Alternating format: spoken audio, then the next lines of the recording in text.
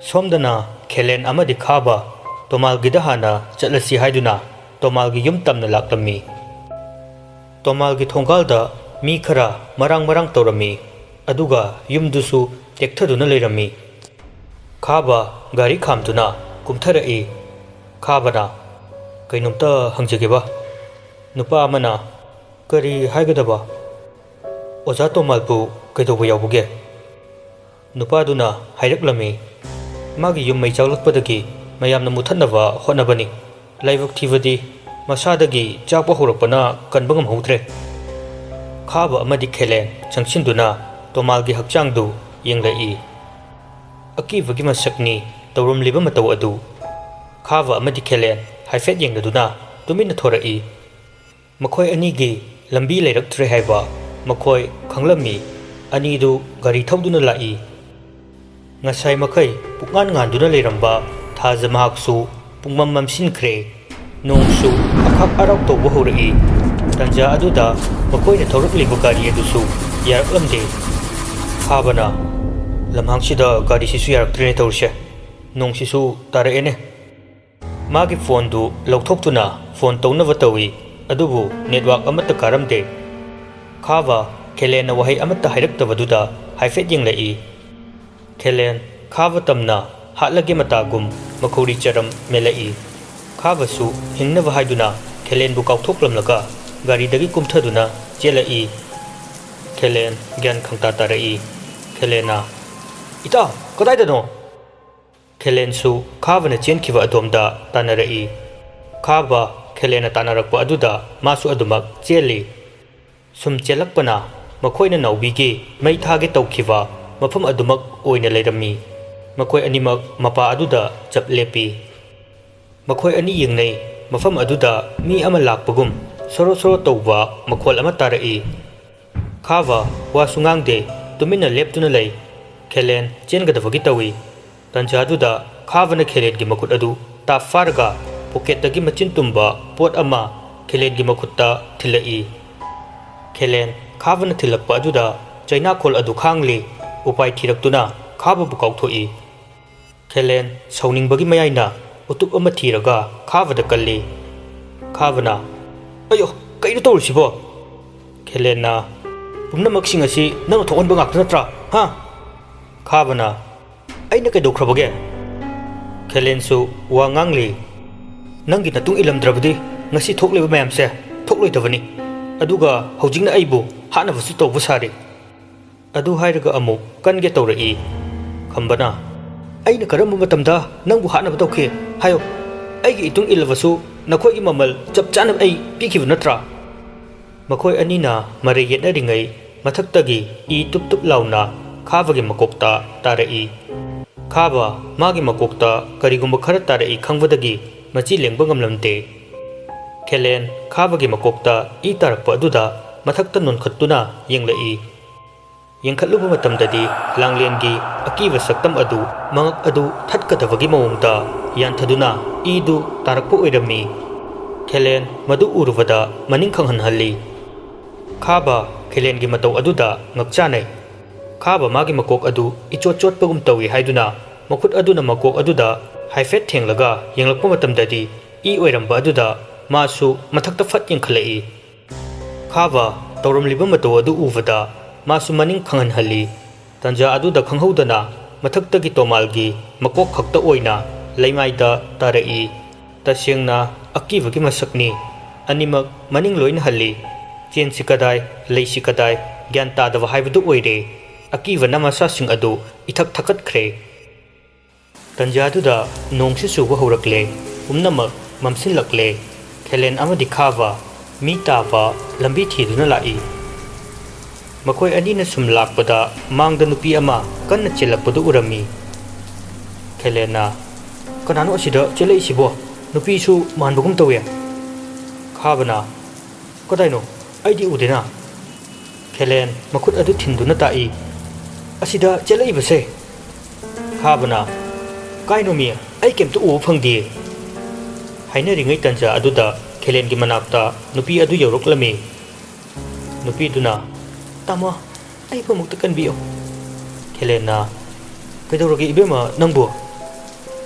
Kelen wa nganglakpa aduda khaba kana lege haiduna koilai leiduna yengi adubu kana su uba phanglamde Kelen da onsinduna kana gano nangna wari sari pasya mafam sida kana su leitina nupiduna tamo makhoi khadan aibu phagadabagi tanrakle aibu mutkan biyo makhoi khutta takhrbadi aigi thwaisya hinglaroi Kelena kana no ne ibe manangbo kana amta lakpusu ude kadai no makhoi dia se amta tapthause kasu toro khabadi ta singna akiba haibadu oire Kelena wari sari ba adusu kana no khangde ubasu phanglaktraba aduda masa adu leiba ngamlaktre Kelen nupi adugi masaktu unaba haiduni yenglai adubu nupi adudi mamai mamit phina loina khumjilli mafam aduga mambaga nonga tabaga amana amabu unaramde handakti khaba yamna sauna Kelen da haidai kana gano nang wari sari ba se nang ngawrabo nang gi se ingonda laknaribra Kelena ita namang da asuk sauna leplibu nupi macha si udrabra rangbo namito tanglabo kaidobugi aina itaw lakna doino aikhoi ani natana mafam sida kana su leitene Kelena wa ngang ke tawbuga nupi aduna marak thalai tamo ai wi yum tana amta thingbiyo Kelena ibe mayubu kaidagino mafam asida yum taribra nupi duna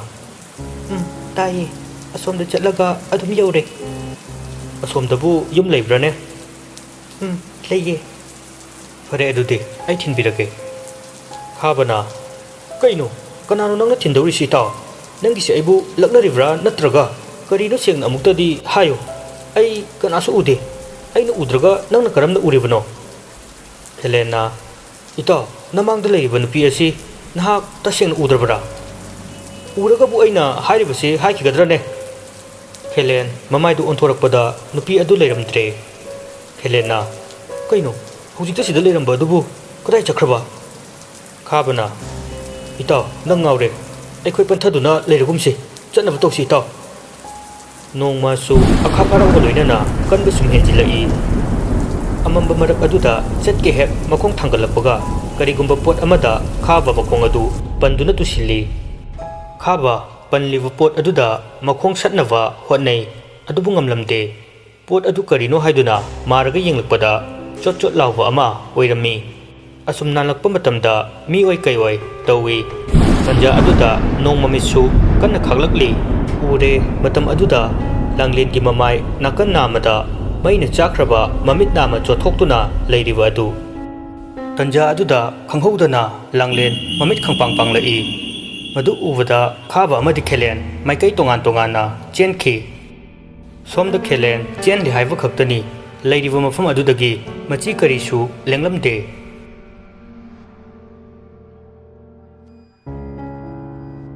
somdana mayumda mapa halakti haiduna amamamta oina koithi thinari nongmarak aduda malem langlen gi yumtamna lai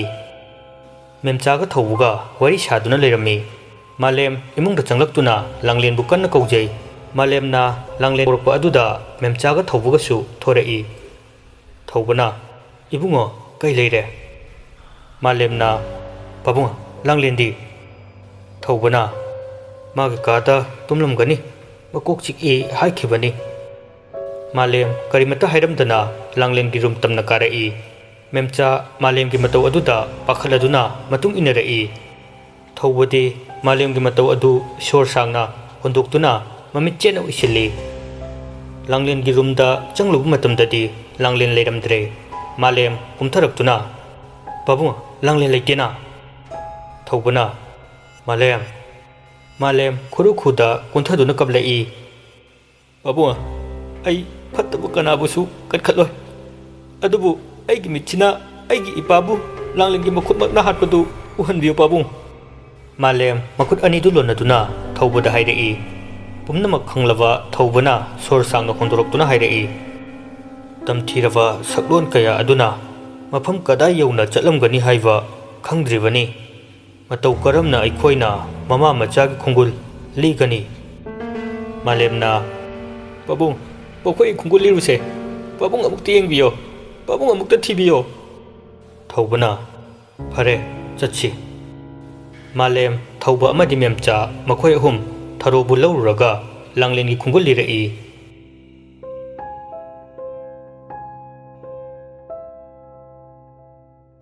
ꯁꯣꯝꯗꯅ ꯈꯥꯕꯁꯨ ꯆꯦꯟꯕ ꯌꯥꯕ ꯆꯦꯜꯂꯛꯂꯦ꯫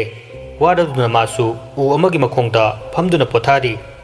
ꯁꯣꯔ ꯑꯗꯨꯁꯨ ꯁꯥꯡꯅ ꯁꯥꯡꯅ ꯍꯣꯜꯂꯤ꯫ ꯈꯥꯕꯒꯤ ꯁꯣꯔ ꯁꯥꯡꯅ ꯍꯣꯟꯕꯒꯤ ꯃꯇꯧ ꯑꯗꯨꯗ ꯆꯞ ꯃꯥꯟꯅꯅ ꯅꯥꯀꯟꯗꯒꯤ ꯈꯣꯟꯖꯦꯜ ꯑꯃꯅ ꯍꯣꯜꯂꯛꯏ꯫ ꯈꯥꯕ ꯃꯃꯥꯏ ꯂꯩꯊꯣꯛꯇꯨꯅ ꯌꯦꯡꯂꯛꯄꯗꯗꯤ ꯃꯍꯥꯛꯀ ꯃꯁꯛ ꯆꯞ ꯃꯥꯟꯅꯕ ꯑꯃ ꯏꯍꯤꯡ ꯅꯥꯍꯤꯡ ꯇꯩꯔꯕ ꯁꯛꯇꯝ ꯑꯃꯅ ꯃꯍꯥꯛꯄꯨ ꯌꯦꯡꯂꯛꯏ꯫ ꯈꯥꯕ ꯍꯧꯒꯠꯇꯨꯅ ꯆꯦꯟꯕ ꯍꯧꯔꯛꯄꯒ ꯈꯝꯕ ꯑꯃꯗꯤ ꯇꯣꯃꯥꯜ ꯃꯥꯒꯤ ꯃꯃꯥꯡꯗ ꯂꯦꯞꯇꯨꯅ ꯂꯩꯔꯝꯃꯤ꯫ ꯈꯥꯕ ꯉꯥꯏꯍꯥꯛꯇꯪ ꯑꯗꯨꯗ ꯑꯁꯤꯕ ꯊꯋꯥꯏꯅꯤ ꯍꯥꯏꯕ ꯈꯜꯂꯨꯗ꯭ꯔꯦ꯫ ꯈꯥꯕꯅ "ꯈꯝꯕ, ꯑꯣꯖꯥ, ꯑꯩꯕꯨ ꯑꯃꯨꯛꯇ ꯀꯟꯕꯤꯌꯨ" ꯑꯁꯤ ꯍꯥꯏꯗꯨꯅ ꯆꯦꯟꯁꯤꯜꯂꯛꯏ꯫ ꯈꯝꯕ ꯈꯥꯕꯒꯤ ꯃꯈꯧꯔꯤ ꯑꯗꯨ ꯃꯦꯠꯂꯛꯏ꯫ ꯇꯣꯃꯥꯜꯅ ꯂꯦꯞꯇꯨꯅ ꯌꯦꯡꯗꯨꯅ ꯂꯩꯔꯝꯃꯤ꯫ ꯈꯥꯕꯅ "ꯈꯝꯕ, ꯀꯩꯅꯣ ꯇꯧꯔꯤꯕꯁꯤꯕꯣ?" ꯆꯩꯅꯥ ꯐꯪꯂꯕ ꯇꯨꯡꯗ ꯈꯥꯕ ꯃꯍꯥꯛꯅ ꯎꯔꯤꯕ ꯑꯁꯤ ꯊꯋꯥꯏꯅꯤ ꯍꯥꯏꯕ ꯈꯪꯂꯛꯂꯦ꯫ ꯇꯣꯃꯥꯜ ꯃꯈꯨꯠꯇ ꯌꯣꯠꯆꯩ ꯑꯃ ꯄꯥꯏꯗꯨꯅ ꯆꯤꯡꯗꯨꯅ ꯄꯨꯔꯛꯏ꯫ ꯈꯥꯕ ꯅꯥꯟꯊꯣꯛꯅꯕ ꯀꯟꯅ ꯍꯣꯠꯅꯩ, ꯑꯗꯨꯕꯨ ꯉꯝꯂꯝꯗꯦ꯫ ꯈꯝꯕ ꯑꯃꯗꯤ ꯇꯣꯃꯥꯜ ꯊꯋꯥꯏ ꯑꯗꯨꯁꯨ ꯃꯥꯡꯈꯤ꯫ ꯈꯥꯕ ꯃꯈꯧꯔꯤ ꯑꯗꯨ ꯄꯥꯏꯁꯤꯟꯗꯨꯅ ꯁꯣꯔ ꯍꯣꯟꯕ ꯉꯝꯗꯅ ꯂꯩꯔꯤ꯫ ꯇꯟꯖꯥ ꯑꯗꯨꯗ ꯈꯥꯕꯒꯤ ꯃꯊꯕꯥꯛ ꯇꯝꯅ ꯃꯆꯤꯟ ꯇꯨꯝꯕ ꯄꯣꯠ ꯑꯃꯅ ꯊꯤꯜꯂꯛꯏ꯫ ꯆꯩꯅꯥ ꯈꯥꯡꯕ ꯉꯝꯗ꯭ꯔꯕ ꯈꯥꯕ ꯃꯌꯥꯗꯒꯤ ꯏ ꯑꯣꯔꯛꯏ꯫ ꯂꯥꯡꯂꯦꯟ ꯈꯥꯕꯒꯤ ꯃꯁꯥꯗ ꯅꯦꯠꯇꯨꯅ ꯊꯤꯟꯂꯤꯕ ꯌꯣꯠ ꯑꯗꯨ ꯁꯠꯇꯣꯔꯛꯏ꯫ ꯈꯥꯕ ꯆꯩꯅꯥꯈꯣꯟ ꯑꯗꯨ ꯈꯥꯡꯂꯒ ꯁꯤꯠ ꯁꯤꯠꯇꯨꯅ ꯆꯠꯂꯤ꯫ ꯂꯥꯡꯂꯦꯟ ꯈꯥꯕꯒꯤ ꯃꯈꯣꯡ ꯑꯅꯤꯗꯨꯗ ꯃꯍꯥꯛꯅ ꯄꯥꯏꯔꯤꯕ ꯑꯗꯨꯅ ꯍꯟꯖꯤꯟ ꯍꯟꯖꯤൻ ꯊꯤꯟꯖꯤꯜꯂꯛꯏ꯫ ꯈꯥꯕ ꯆꯩꯅꯥ ꯑꯗꯨꯅ ꯂꯩꯃꯥꯏꯗꯨꯗ ꯑꯣꯟꯗꯨꯅ ꯈꯥꯡꯂꯤ꯫ ꯂꯥꯡꯂꯦꯟ ꯑꯃꯨꯛꯁꯨ ꯆꯪꯁꯤꯜꯂꯛꯇꯨꯅ ꯈꯥꯕꯒꯤ ꯃꯊꯕꯥꯛꯇ ꯅꯦꯠꯇꯨꯅ ꯃꯈꯨꯠ ꯑꯅꯤꯃꯛꯅ ꯑꯃꯨꯛꯃꯨꯛ ꯊꯤꯜꯂꯛꯏ꯫ ꯆꯩꯅꯥ ꯃꯌꯥꯝꯅ ꯌꯣꯝꯂꯕ ꯈꯥꯕ ꯃꯈꯣꯜ ꯍꯧꯅ ꯂꯥꯎꯔꯛꯏ꯫ ꯑꯗꯨꯝꯅ ꯂꯥꯎꯔꯛꯄ ꯑꯗꯨꯗ ꯃꯍꯥꯛꯅ ꯄꯥꯏꯔꯝꯕ ꯃꯆꯤꯟ ꯇꯨꯝꯕ ꯑꯗꯨꯅ ꯃꯌꯥꯗ ꯊꯤꯜꯂꯛꯏ꯫ ꯂꯥꯡꯂꯦꯟ ꯑꯗꯨ ꯐꯥꯎꯕ ꯄꯦꯟꯗ꯭ꯔꯗꯨꯅ ꯁꯠꯇꯣꯛꯂꯒ ꯈꯥꯕꯒꯤ ꯃꯁꯥ ꯄꯨꯝꯕ ꯊꯤꯟꯖꯤꯜꯂꯛꯏ꯫ ꯃꯤꯀꯨꯞ ꯑꯗꯨꯃꯛꯇꯗ ꯈꯥꯕꯒꯤ ꯑꯔꯣꯏꯕ ꯁꯣꯔ ꯍꯣꯟꯈꯤ꯫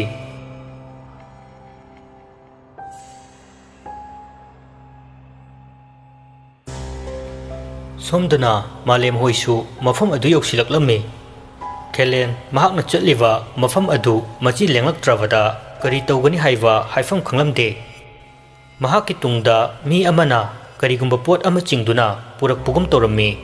ꯃꯈꯣꯜ ꯑꯗꯨ ꯇꯥꯕꯗ ꯃꯃꯥꯏꯗꯨ ꯁꯠ ꯑꯣꯟꯊꯣꯛꯇꯨꯅ ꯌꯦꯡꯂꯛꯄ ꯃꯇꯝꯗꯗꯤ ꯂꯥꯡꯂꯦꯟ ꯈꯥꯕꯕꯨ ꯆꯤꯡꯗꯨꯅ ꯄꯨꯔꯛꯂꯝꯃꯤ꯫ ꯈꯦꯂꯦꯟ ꯃꯃꯤꯠ ꯂꯥꯎꯊꯣꯛꯇꯨꯅ ꯑꯉꯥꯎꯕ ꯑꯃꯒꯨꯝ ꯌꯦꯡꯂꯤ꯫ ꯇꯟꯖꯥ ꯑꯗꯨꯗ ꯂꯥꯡꯂꯦꯟ ꯈꯥꯕꯒꯤ ꯃꯊꯕꯥꯛꯇꯒꯤ ꯏ ꯊꯛꯄ ꯍꯧꯔꯛꯏ꯫ ꯈꯦꯂꯦꯟ ꯃꯆꯤ ꯂꯦꯡꯈꯤꯗ꯭ꯔꯦ, ꯆꯦꯟꯒꯦ ꯍꯥꯏꯅꯁꯨ ꯈꯟꯗ꯭ꯔꯦ꯫ ꯁꯪꯁꯥꯔ ꯑꯃꯗ ꯂꯩꯕꯒꯨꯝ ꯃꯁꯥ ꯄꯨꯝꯕ ꯐꯥꯖꯤꯟꯈ꯭ꯔꯦ, ꯂꯥꯎꯒꯅꯤ ꯍꯥꯏꯕ ꯐꯥꯎꯕ ꯈꯪꯖꯗ꯭ꯔꯦ꯫ ꯏꯍꯤꯡ ꯅꯥꯍꯤꯡ ꯇꯩꯔꯕ ꯂꯥꯡꯂꯦꯟꯒꯤ ꯁꯛꯇꯝ ꯑꯗꯨ ꯅꯣꯛꯐꯦꯠ ꯇꯧꯅ ꯈꯦꯂꯦꯟꯗ ꯌꯦꯡꯂꯛꯏ꯫ ꯈꯦꯂꯦꯟ ꯂꯥꯡꯂꯦꯟꯅ ꯌꯦꯡꯂꯛꯄ ꯑꯗꯨꯗ ꯒ꯭ꯌꯥꯟ ꯂꯥꯛꯏ꯫ ꯂꯥꯡꯂꯦꯟꯒꯤ 이ህꯤꯡ ꯅꯥꯍꯤꯡ ꯇꯩꯔꯕ ꯁꯛꯇꯝ ꯑꯗꯨ ꯎꯕꯗ ꯑꯀꯤꯕ ꯑꯃꯗꯤ ꯍꯪꯒꯣꯏꯕꯅ ꯂꯣꯏꯔꯝꯃꯤ꯫ ꯎꯄꯥꯏ ꯂꯩꯇ꯭ꯔꯕ ꯈꯦꯂꯦꯟ ꯍꯥꯏꯖꯕ ꯅꯠꯇꯅ ꯎꯄꯥꯏ ꯂꯩꯔꯔꯣꯏ ꯍꯥꯏꯕ ꯈꯪꯂꯛꯂꯦ꯫ ꯈꯦꯂꯦꯟꯅ "ꯑꯩꯒꯤ ꯊꯋꯥꯏꯗꯗꯤ ꯀꯟꯕꯤꯌꯨ, ꯑꯩ ꯌꯥꯝ ꯂꯥꯟꯈ꯭ꯔꯦ, ꯑꯩꯕꯨ ꯑꯃꯨꯛꯇ ꯉꯥꯛꯄꯤꯌꯨ."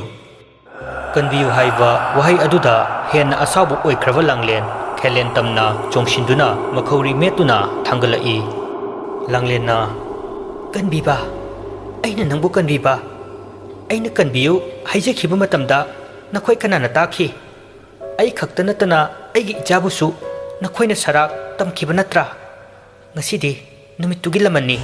ꯑꯩꯅ ꯅꯈꯣꯏꯗ ꯁꯤꯡꯂꯤꯕ." ꯑꯁꯤ ꯍꯥꯏꯔꯒ ꯂꯥꯡꯂꯦꯟꯗꯨ ꯈꯣꯟꯖꯦꯜ ꯍꯧꯅ ꯅꯣꯛꯂꯤ꯫ ꯈꯦꯂꯦꯟꯒꯤ ꯃꯈꯧꯔꯤꯗ ꯃꯦꯠꯂꯝꯂꯤꯕ ꯃꯈꯨꯠ ꯑꯗꯨ ꯂꯥꯡꯂꯦꯟ ꯈꯪꯊꯥ ꯊꯥꯗꯣꯔꯛꯏ꯫ "ꯆꯦꯟꯂꯣ, ꯆꯦꯟꯂꯣ, ꯅꯪꯅ ꯆꯦꯟꯅꯤꯡꯕ ꯃꯐꯝꯗ ꯆꯦꯟꯂꯣ, ꯉꯁꯤꯗꯤ ꯅꯅꯤꯡꯇꯝꯅ ꯆꯦꯜꯂꯣ." ꯂꯥꯡꯂꯦꯟ ꯃꯗꯨ ꯍꯥꯏꯔꯒ ꯑꯃꯨꯛꯁꯨ ꯃꯈꯣꯟ ꯍꯧꯅ ꯅꯣꯛꯏ꯫ ꯑꯄꯪꯕ ꯈꯦꯂꯦꯟ ꯇꯥꯟꯖꯥ ꯐꯪꯂꯤꯉꯩ ꯑꯗꯨꯗ ꯆꯦꯟꯍꯧꯔꯒꯦ ꯍꯥꯏꯕꯒꯤ ꯃꯇꯥꯒꯨꯝ ꯆꯦꯜꯂꯛꯏ꯫ ꯈꯔ ꯆꯦꯜꯂꯛꯄꯅ ꯃꯥꯂꯦꯝ ꯍꯣꯏ ꯂꯥꯛꯂꯤꯕ ꯑꯗꯨ ꯈꯦꯂꯦꯟꯅ ꯎꯔꯝꯃꯤ꯫ ꯈꯦꯂꯦꯟ ꯃꯆꯥ ꯃꯥꯂꯦꯝ ꯑꯗꯨ ꯎꯖꯕ ꯑꯗꯨꯗ ꯍꯔꯥꯎꯅ ꯃꯆꯥꯕꯨ ꯀꯧꯔꯛꯏ꯫ "ꯊꯣꯏꯕ!" ꯃꯥꯂꯦꯝꯁꯨ ꯃꯄꯥꯒꯤ ꯈꯣꯟꯖꯦꯜ ꯑꯗꯨ ꯇꯥꯕꯗ ꯆꯦꯟꯁꯤꯜꯂꯛꯏ꯫ ꯃꯥꯂꯦꯝ ꯃꯄꯥꯕꯨ ꯀꯣꯟꯁꯤꯟꯒꯦ ꯇꯧꯕꯒ ꯑꯀꯤꯕ ꯑꯃꯒꯤ ꯈꯣꯟꯖꯦꯜ ꯑꯃꯅ ꯂꯥꯎꯔꯛꯄ ꯑꯗꯨꯗ ꯃꯁꯥ ꯑꯗꯨ ꯄꯥꯏꯊꯣꯛꯈꯤ꯫ ꯃꯥꯂꯦꯝ ꯃꯀꯣꯛ ꯑꯗꯨ ꯎꯗ ꯌꯩꯁꯤꯟꯈꯤꯕꯅ ꯃꯁꯥ ꯑꯗꯨ ꯆꯩꯅꯥ ꯈꯥꯡꯂꯤ꯫ ꯉꯁꯥꯏ ꯃꯈꯩ ꯇꯞꯊꯔꯨꯔꯕ ꯅꯨꯡꯁꯤꯠ ꯑꯗꯨ ꯑꯃꯨꯛ ꯅꯧꯍꯧꯅꯅ ꯁꯤꯠꯄ ꯍꯧꯔꯛꯏ ꯃꯤꯑꯣꯏꯕ ꯑꯃꯠꯇ ꯂꯩꯕ ꯉꯝꯂꯔꯣꯏ ꯃꯇꯥꯒꯨꯝ ꯁꯥꯐꯨ ꯀꯟꯅ ꯀꯟꯅ ꯍꯨꯝꯂꯤ ꯂꯥꯡꯂꯦꯟ ꯈꯦꯂꯦꯟꯒꯤ ꯃꯅꯥꯛꯇ ꯆꯪꯁꯤꯜꯂꯒ ꯃꯆꯥ ꯊꯥꯗꯣꯏꯕꯨ ꯅꯤꯡꯁꯤꯡꯗꯨꯅ ꯈꯦꯂꯦꯟꯒꯤ ꯃꯈꯨꯠ ꯑꯗꯨ ꯄꯦꯗ꯭ꯔꯦꯛ ꯄꯦꯗ꯭ꯔꯦꯛ ꯂꯩꯊꯦꯛꯂꯝꯃꯤ ꯈꯦꯂꯦꯟ ꯀꯟꯅ ꯂꯥꯎꯔꯛꯏ ꯃꯈꯨꯠ ꯑꯗꯨꯗ ꯂꯥꯡꯂꯦꯟꯅ ꯅꯦꯠꯁꯤꯜꯂꯒ ꯃꯈꯣꯡ ꯑꯅꯤꯃꯛ ꯑꯃꯨꯛ ꯂꯩꯊꯦꯔꯛꯏ ꯈꯦꯂꯦꯟ ꯆꯩꯅꯥ ꯃꯌꯥꯝꯅ ꯌꯣꯝꯂꯝꯃꯤ ꯃꯥꯂꯦꯝ ꯄꯨꯝꯅꯃꯛ ꯑꯗꯨ ꯎꯔꯤ ꯆꯪꯁꯤꯟꯗꯨꯅ ꯈꯥꯝꯂꯨꯗ꯭ꯔꯦ ꯂꯥꯡꯂꯦꯟꯒꯤ ꯇꯝꯊꯤꯔꯕ ꯈꯣꯟꯖꯦꯜ ꯁꯛꯇꯝꯒ ꯂꯣꯏꯅꯅ ꯈꯦꯂꯦꯟꯒꯤ ꯃꯊꯕꯥꯛ ꯑꯗꯨꯗ ꯍꯤꯡꯅ ꯁꯦꯒꯥꯏꯔꯛꯏ ꯍꯤꯡꯆꯥꯕꯤ ꯑꯃꯒꯨꯝ ꯈꯦꯂꯦꯟꯒꯤ ꯏꯗꯨ ꯆꯨꯞꯂꯝꯃꯤ ꯃꯗꯨ ꯎꯕꯗ ꯊꯧꯕꯅ ꯊꯣꯏ ꯈꯣꯟꯖꯦꯜ ꯑꯗꯨ ꯇꯥꯕꯗ ꯂꯥꯡꯂꯦꯟ ꯊꯧꯕꯗ ꯌꯦꯡꯂꯛꯏ ꯊꯧꯕꯅ ꯀꯔꯤꯒꯤ ꯅꯪꯅ ꯑꯗꯨꯛ ꯇꯝꯊꯤꯔꯤ ꯄꯨꯝꯅꯃꯛ ꯅꯪꯒꯤ ꯈꯨꯠꯇ ꯂꯣꯏꯔꯕ ꯉꯥꯛꯇ ꯅꯠꯇ꯭ꯔꯥ ꯂꯥꯎ ꯅꯨꯄꯨꯔꯣꯏꯕ ꯑꯩꯕꯨꯁꯨ ꯍꯥꯠꯂꯔꯣ ꯅꯥꯎꯕꯤꯒ ꯂꯥꯡꯂꯦꯟꯒꯒꯤ ꯊꯋꯥꯏꯒ ꯍꯛꯆꯥꯡꯒ ꯇꯣꯉꯥꯟꯅ ꯇꯥꯔꯛꯂꯤ ꯂꯥꯡꯂꯦꯟ ꯒ꯭ꯌꯥꯟ ꯃꯥꯡꯗꯨꯅ ꯂꯩꯃꯥꯏꯗ ꯍꯥꯏꯊꯔꯛꯏ ꯃꯥꯂꯦꯝ ꯆꯦꯟꯁꯤꯟꯗꯨꯅ ꯂꯥꯡꯂꯦꯟꯕꯨ ꯉꯥꯛꯂꯝꯃꯤ ꯅꯥꯎꯕꯤꯅ ꯇꯥ ꯊꯧꯕꯅ ꯉꯁꯤꯗꯤ ꯅꯪꯒꯤ ꯅꯨꯃꯤꯠꯇꯨꯒꯤ ꯂꯃꯟ ꯂꯣꯏꯔꯕꯅꯤ ꯊꯣꯏ ꯅꯪꯒꯤ ꯅꯤꯡꯕ ꯊꯨꯡꯂꯕ ꯅꯠꯇ꯭ꯔꯥ ꯅꯥꯎꯕꯤ ꯍꯔꯥꯎ ꯃꯤꯅꯣꯛꯀꯤ ꯃꯔꯨꯝꯗ ꯃꯤꯠꯂꯨ ꯄꯤꯔꯥꯡꯒ ꯂꯣꯏꯅꯅ ꯃꯄꯨꯔꯣꯏꯕꯕꯨ ꯅꯨꯡꯁꯤꯅ ꯌꯦꯡꯂꯛꯂꯒ ꯃꯄꯨꯔꯣꯏꯕꯒꯤ ꯃꯈꯣꯡ ꯁꯣꯛꯇꯨꯅ ꯈꯨꯔꯨꯝꯂꯒ ꯇꯨꯡ ꯍꯜꯂꯛꯏ ꯅꯥꯎꯕꯤꯅ ꯇꯥ ꯅꯪꯗꯤ ꯇꯥꯏꯕꯪ ꯃꯤꯑꯣꯏꯕꯅꯤ ꯅꯪꯅ ꯅꯣꯡꯃ ꯍꯥꯏꯈꯤꯕꯅꯤ ꯏꯆꯥ ꯑꯅꯤꯁꯦ ꯅꯪꯒꯤ ꯑꯃ ꯑꯩꯒꯤ ꯑꯃ ꯑꯩ ꯉꯁꯤꯁꯨ ꯀꯥꯎꯗ꯭ꯔꯤꯌꯦꯗ ꯅꯪꯅ ꯏꯍꯥꯟ ꯍꯥꯟꯅ ꯄꯤꯈꯤꯕ ꯅꯨꯡꯁꯤ ꯈꯨꯗꯣꯜꯁꯤꯗꯤ ꯇꯥ ꯑꯩꯒ ꯂꯩꯔꯝꯂꯦꯟꯗ ꯂꯩꯃꯤꯟꯅꯔꯦ ꯑꯗꯨꯕꯨ ꯏꯆꯥ ꯂꯥꯡꯂꯦꯟꯕꯨ ꯃꯃꯤꯠꯇꯒꯤ ꯃꯄꯤ ꯇꯥꯍꯟꯕꯤꯔꯛꯀꯅꯨ ꯃꯦꯝꯆꯥꯅ ꯅꯥꯎꯕꯤ ꯃꯈꯥ ꯇꯥꯔꯛꯏ ꯏꯆꯦ ꯅꯪꯒꯤ ꯅꯆꯥ ꯂꯥꯡꯂꯦꯟꯁꯦ ꯃꯃꯥ ꯃꯤ ꯍꯥꯠꯄꯤꯒꯤ ꯃꯆꯥꯅꯤ ꯍꯥꯏꯗꯨꯅ ꯃꯤꯔꯥꯏꯕꯤꯒꯅꯨꯀꯣ ꯑꯩ ꯆꯠꯂꯒꯦ ꯑꯩꯒꯤ ꯃꯇꯝ ꯂꯣꯏꯔꯦ ꯑꯗꯨꯒ ꯏꯇꯥ ꯅꯨꯡꯁꯤꯕꯤ ꯅꯪꯗꯤ ꯇꯥꯏꯕꯪ ꯃꯤ ꯑꯣꯏꯅ ꯂꯩꯍꯧꯈꯣ ꯅꯪꯒꯤ ꯂꯝꯕꯤ ꯑꯃ ꯁꯦꯝꯗꯨꯅ ꯆꯥꯗꯥ ꯅꯧꯗꯥ ꯇꯥꯗꯨꯅ ꯂꯩꯍꯧꯈꯣ ꯈꯨꯝꯒꯤ ꯆꯩꯔꯥꯎꯕ ꯌꯥꯎꯁꯪ ꯊꯥꯅ ꯂꯥꯛꯄꯗ ꯅꯇꯥꯔꯣꯏ ꯑꯩꯕꯨ ꯅꯤꯡꯁꯤꯡꯕꯤꯌꯨ ꯍꯔꯥꯎ ꯃꯊꯦꯜ ꯑꯩꯒꯤ ꯁꯔꯨꯛ ꯇꯝꯕꯤꯌꯨꯀꯣ ꯏꯇꯥ ꯅꯥꯎꯕꯤꯒꯤ ꯋꯥꯍꯩ ꯑꯗꯨꯗ ꯊꯥꯔꯣ ꯈꯥꯡꯕ ꯉꯝꯗ꯭ꯔꯗꯨꯅ ꯆꯦꯟꯁꯤꯟꯗꯨꯅ ꯀꯣꯟꯒꯦ ꯈꯟꯖꯩ ꯑꯗꯨꯕꯨ ꯁꯣꯛꯄ ꯉꯝꯂꯝꯗꯦ ꯊꯥꯔꯣ ꯆꯥꯛꯅ ꯂꯩꯕꯥꯛ ꯃꯈꯥꯗ ꯐꯝꯊꯗꯨꯅ ꯀꯞꯂꯤ ꯅꯥꯎꯕꯤꯒꯤ ꯊꯋꯥꯏ ꯑꯗꯨ ꯇꯞꯅ ꯇꯞꯅ ꯃꯃꯤ ꯁꯥꯝꯈ꯭ꯔꯦ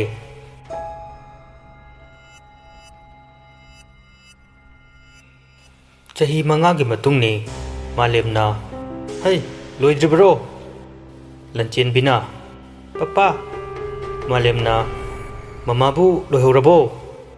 ꯂꯟꯆꯦꯟꯕꯤ ꯏꯄꯤꯛ ꯄꯤꯛꯈꯩ ꯃꯔꯣꯟ ꯁꯨꯕꯣꯏ ꯁꯨꯗꯕꯣꯏ ꯀꯦꯀꯦ ꯇꯍꯧꯔꯤ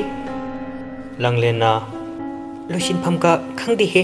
ꯂꯥꯎꯕꯒ ꯈꯣꯡꯕꯒ ꯑꯝꯇꯣꯏꯕ ꯄꯨꯡꯁꯦ ꯀꯌꯥ ꯇꯥꯔꯦ ꯈꯪꯕ꯭ꯔꯥ ꯑꯣ ꯈꯪꯖꯩꯌꯦ ꯑꯩꯅ ꯐꯖꯕ ꯍꯥꯏꯁꯦ ꯅꯃꯥꯏꯅꯦ ꯃꯄꯥꯟꯂꯣꯝꯗꯒꯤ ꯔꯣꯀꯤꯅ ꯏꯇꯥꯎ ꯂꯣꯏꯗ꯭ꯔꯤꯕꯣ ꯃꯥꯂꯦꯝꯅ ꯂꯣꯏꯔꯦ ꯔꯣꯀꯤꯅ ꯅꯨꯄꯤ ꯅꯍꯥꯒ ꯊꯕꯛ ꯆꯠꯄꯁꯤ ꯑꯣꯟꯊꯣꯛꯅ ꯁꯥꯎꯅꯤꯡꯈ꯭ꯔꯕ ꯅꯤꯔꯃꯥꯅ ꯍꯔꯤ ꯑꯩꯅ ꯐꯖꯕ ꯍꯦꯟꯕꯁꯤꯗ ꯅꯪ ꯈꯜꯂꯛꯏꯔꯕ ꯂꯥꯡꯂꯦꯟ ꯂꯣꯏꯔꯕꯣ ꯂꯣꯏꯔꯦ ꯆꯠꯁꯦ ꯁꯣꯝꯗꯅ ꯊꯥꯔꯣ ꯇꯨꯔꯦꯜꯗ ꯀꯨꯝꯗꯨꯅ ꯃꯈꯨꯠꯇꯁꯨ ꯂꯩ ꯈꯔ ꯄꯥꯏꯔꯒ ꯇꯞꯅ ꯇꯞꯅ ꯀꯨꯝꯊꯔꯛꯏ ꯊꯥꯔꯣꯅ ꯏꯇꯥ ꯅꯨꯡꯁꯤꯕꯤ ꯉꯁꯤꯗꯤ ꯁꯖꯤꯕꯨ ꯆꯩꯔꯥꯎꯕ ꯅꯨꯃꯤꯠꯅꯤ ꯅꯨꯡꯁꯤꯗ꯭ꯔꯥ ꯄꯤꯛꯂꯤꯉꯩ ꯃꯇꯝꯗ ꯆꯤꯡ ꯀꯥꯃꯤꯟꯅꯈꯤꯕ ꯂꯥꯡꯃꯤꯟꯅꯈꯤꯕ ꯃꯌꯥꯝꯗꯣ ꯑꯗꯨꯕꯨ ꯏꯇꯥ ꯅꯪꯗꯤ ꯂꯥꯞꯈ꯭ꯔꯦꯀꯣ ꯉꯁꯤ ꯑꯩꯅ ꯀꯠꯂꯤꯕ ꯍꯩꯔꯥꯡ ꯂꯩꯔꯥꯡ ꯑꯁꯤꯅ ꯑꯄꯦꯟꯕ ꯑꯣꯏꯔꯣꯀꯣ ꯏꯇꯥ ꯃꯇꯥꯡ ꯑꯁꯤꯗ ꯅꯨꯃꯤꯠꯇꯨꯒꯤ ꯂꯃꯟ ꯍꯥꯏꯔꯤꯕ ꯋꯥꯔꯤ ꯑꯁꯤ ꯂꯣꯏꯁꯤꯟꯖꯔꯦ ꯋꯥꯔꯤꯁꯤ ꯄꯥꯊꯣꯛꯈꯤꯕ ꯃꯇꯝꯗ ꯁꯣꯏꯈꯤꯕ ꯂꯥꯟꯈꯤꯕ ꯌꯥꯎꯔꯕꯁꯨ ꯉꯥꯛꯄꯤꯒꯅꯤ ꯃꯌꯥꯝꯒꯤꯗꯃꯛ ꯑꯃꯨꯛ ꯋꯥꯔꯤ ꯑꯅꯧꯕ ꯑꯃ ꯄꯨꯗꯨꯅ ꯂꯥꯛꯆꯒꯦ ꯃꯗꯨ ꯐꯥꯎꯕꯗꯗꯤ ꯉꯥꯏꯕꯤꯔꯝꯃꯨ